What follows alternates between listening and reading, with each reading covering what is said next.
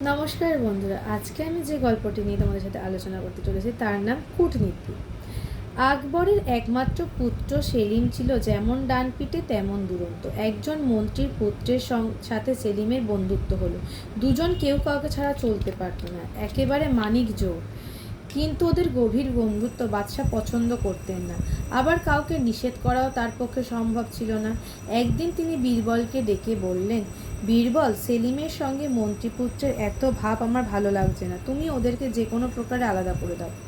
আপনি নিশ্চিন্ত থাকুন জাহাপনা, আমি ওদের বন্ধুত্ব নষ্ট করে দিচ্ছি, এর জন্য আপনাকে কোনো চিন্তা করতে হবে না। বীরবল বাদশাকে ভরসা দিল।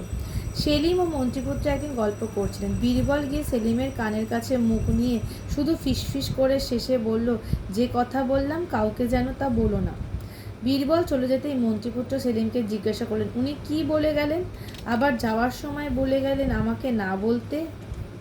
সেলিম বললেন, কিছুই না, শুধু ফিসফিস করলেন। সত্যি বলছি, আর কিছু বলেননি।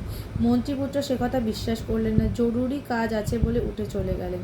মন্ত্রীপুত্র মনে মনে ভাবলেন হয়তো ওর সম্বন্ধে বীরবল কিছু বলতে বারণ করেছে। সেই দিন থেকে সেলিমের সঙ্গে মন্ত্রীর পুত্রকে আর দেখা গেল না। আকবর বীরবলের কৌশলে খুশি হয়ে তাকে ভালো রকম বকশিস দিলেন। গল্পটি এখানেই শেষ হলো। ভালো লাগলে অবশ্যই লাইক, সাবস্ক্রাইব এবং শেয়ার করে দেবেন।